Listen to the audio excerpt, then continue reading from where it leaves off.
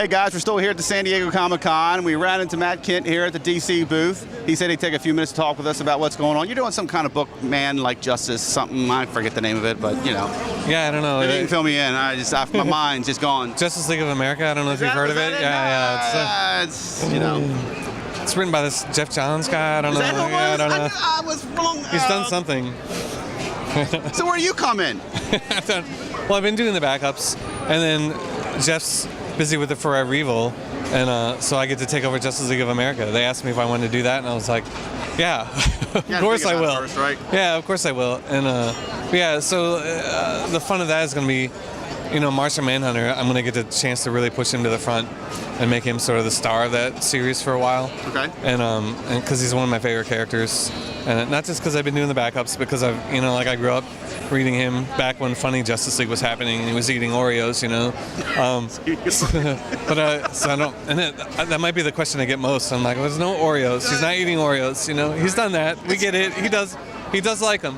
It goes unsaid that he likes Oreos, but yeah, I just like, to me, I think he's a good character because of the telepathy and the mind powers he has. It's a good entryway into all the other characters where you can sort of get into the minds of the supporting cast, you know, and sort of reveal something about the whole team through him. There's a lot of different angles you can take with that, you know, in terms of what the guy's thinking and what it's doing to him, and what's it like to get in somebody's, you know, mind and maybe even see what they're thinking before they even know they're even thinking it. Yeah, exactly. And like, honestly, he's more powerful than Superman, you know, if you think about every power he has.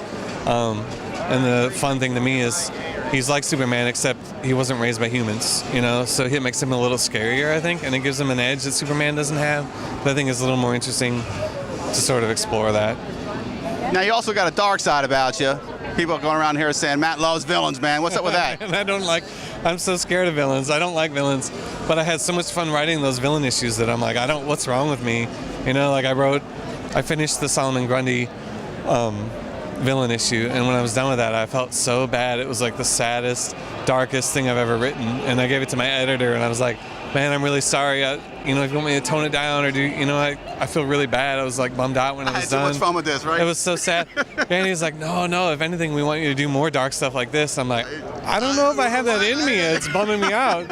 Like, I like happy stories. I don't like happy stories, but I don't like them that dark either, but it's good. So I think that might be that's the thing I'm most proud of so far that I've done. You got like the Robert Kirkman syndrome going on, where you can only write The Walking Dead for so long, and then he's like, I got to do Super Dinosaur now because I'm getting depressed. Yeah, I know. That's the thing. Is like, I'm a happy guy, so I think to balance it out, I write sad, dark stories to balance out me being happy all the time. Okay. Yeah, who wants to be happy all the time, right? Yeah, I know, exactly. But it's hard not to be happy when you're doing comics for a living. Right, especially if you're writing a book called Suicide Squad, right? No. How does one be happy when he's doing a book called Suicide Squad? Yeah, I don't know. Well, Harley Quinn's on it, so she adds a little humor to the book. You know, she has a giant hammer. You know, so she's fun to write. Yeah, I don't know. Suicide Squad is interesting, you know, because it is a lot of. I don't know what the deal is with villains. I'm writing a lot of villains. I'm not a villainous character. I'm a rule follower. I'm not a rule breaker, you know. But yeah, so Suicide Squad's going to be a lot of fun, and that's tying into Forever Evil. And honestly, the Forever Evil stuff is fun to me because I'm really collaborating with Jeff Johns on a lot of it. So it's like a lot of. It reminds me of when I was a kid sitting around the kitchen table with my buddy, and we're like brainstorming ideas and like drawing comics, and like somebody's drawing something, somebody's writing something, and you're just like spitballing all these great ideas and trying to roll them into something awesome, you know, except that we're adults and we're getting paid to do it, and we get to use like characters everybody knows and loves. So honestly, best job ever. It's good to be a grown-up sometimes, right? Yeah, I guess so. Is this grown-up?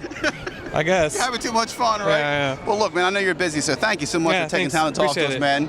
Folks, check him out. He's doing a lot of DC work over there, some kind of book named Justice League or something. We don't know. We're going to figure it out sooner or later. But here he is, Matt Kindt.